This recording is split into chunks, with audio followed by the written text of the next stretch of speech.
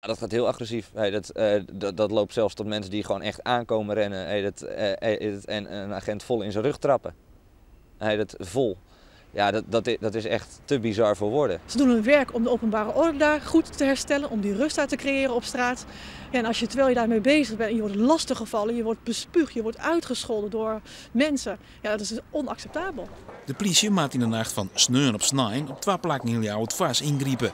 In de Doelensteeg wordt een man aangehouden voor het bedriegen van een portier. Omstanders keren haar daarbij het in de politie. En datzelfde gebeurt op de Prins Hendrikstraat.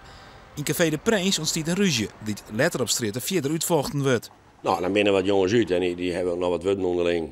En dan komen dus mensen op aan en dan komt er een politieauto bij die probeert dik te sussen. Nou ja, dan ben ik een mierenhoop. En dan komen zo een wijfel in, van het Zuiland en van alle kanten. Iedereen wordt erbij wijzen en dan escaleert het. De politie grijpt in, maar krijgt erbij een groep van 40 meisjes in oer haar. Politiemeisjes maken een liniefarmje en een wapenstokbroek om de strijd schijn te krijgen. Het is net het enigste uitgaansgeweld van het weekend in Friesland. In Drachten worden 2 kroeggangers oppakt voor het bedriegen van politiemeisjes. Het zoveelste incident. En het lijkt het wel alsof vooral de horeca erop ongesjoen wordt. Als de ondernemer zelf, of zeker de portier die in die kroeg dan aanwezig is, zelf op tijd ingrijpt, op tijd bij de politie aan de bel trekt, kan je misschien veel meer dingen, dit soort escalaties misschien voorkomen. En niet wachten tot het eind van de avond is en de mensen op straat komen.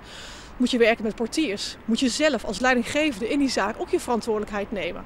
Het is nooit muziek te stoppen of licht aan te doen of wat dan ook maar je zult maatregelen moeten nemen. Natuurlijk hebben we verantwoordelijkheid. Daar letten wij op. We beginnen maar beleid, maar leeftijd. En dan hebben we een extra man die dan op zo'n sneur te doen. En vooral de 3e, 4e sneur van de maand. Dan hebben ze een boescentje bij bad. De meesten. Wij letten daar scherp op. Maar ja, er binnen 100 man binnen. En je kan ook hier tegelijk wezen. En als je dan de wc bent, dan je hele glazen op. En misschien mag je strenger bij de door selecteren.